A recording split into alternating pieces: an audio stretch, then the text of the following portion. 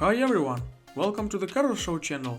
Today we will tell you about the strangest military vehicles. You will definitely see these cars for the first time. Enjoy watching.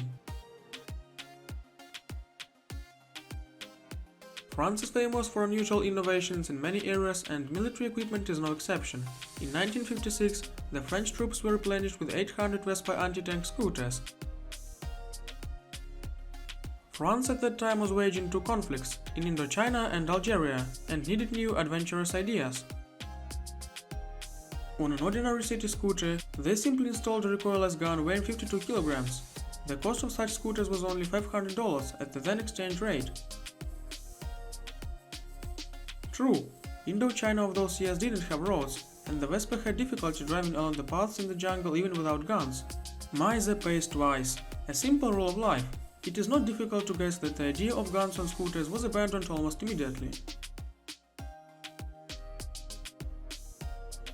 Winds and flight are a long-standing dream of people. Many generations have dreamed of defeating enemies by attacking them from the sky. It was for this purpose that the wings of the Tank 60 were created. He was supposed to protect the partisans and support their attacks on the enemy simply by falling on them from the sky. We're talking about a hybrid of a glider and a T-60 tank. In 1942, the drawings were embodied in a real prototype and flight tests of the device began, but the tests failed. To fall from the sky, a tank weighing more than 2 tons had to somehow rise into the air, and the truck plane pulling the tank with difficulty climbed to the mark of 40 meters. Overheating, he made an emergency landing.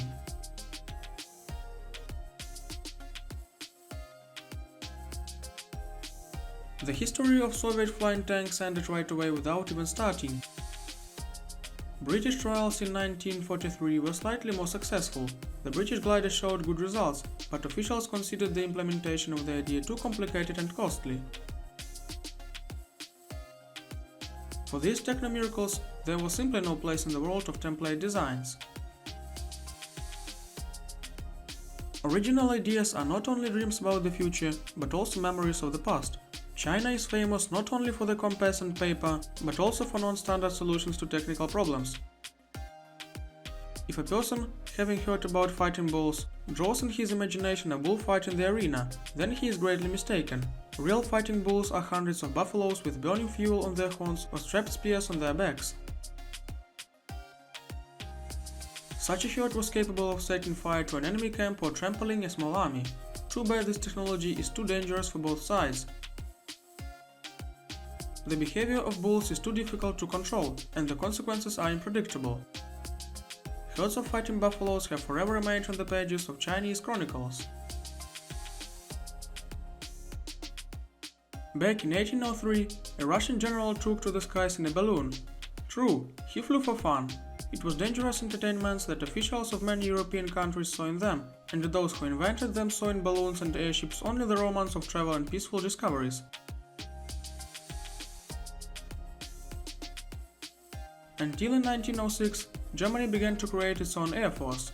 Already in 1914, German airships bombed Antwerp, and in 1915, bombs flying from the clouds caused horror and panic among the inhabitants of London.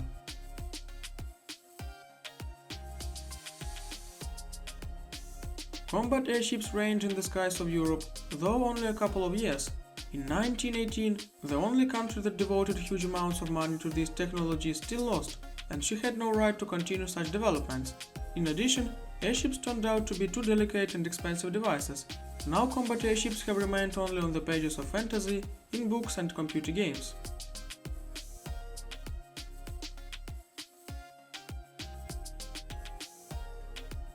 "1914 is an era that needed monsters and heroes. The king of the tank was lucky, he played both roles. In the spring of 1915, in conditions of strict secrecy, the implementation of the ambitious drawings of the designer Nikolai Lebedenko began. And by the end of that hot summer, the tank was ready. Lebedenko was inspired by ARBA-type cuts, in which the front wheels were made wider than the rear ones. Such cuts crossed the Central Asian impossibility much easier and more successfully. The inventor applied the same principle in the new tank. The king of the tank had only 3 wheels. Rear, powerful roller with a diameter of 1.5 meters. The front, disproportionately huge with a diameter of 9 meters. The tank was equipped with several turrets and gun turrets and looked more like a mobile fortress. In the forest near Moscow, he showed good results, but the naturally insane project was turned off anyway. The tank turned out to be unreasonably expensive, while its main disadvantage was not the price, but the vulnerability of the front wheels compared to tracked comrades. Tank Lebedenko turned out to be an unpredictable toy. The idea of the Tsar tank was forever on the pages of historical books and magazines, and the prototype itself was almost immediately dismantled for scrap. This is the end of the video. I hope you enjoyed. The Carros Show team was with you. See you soon.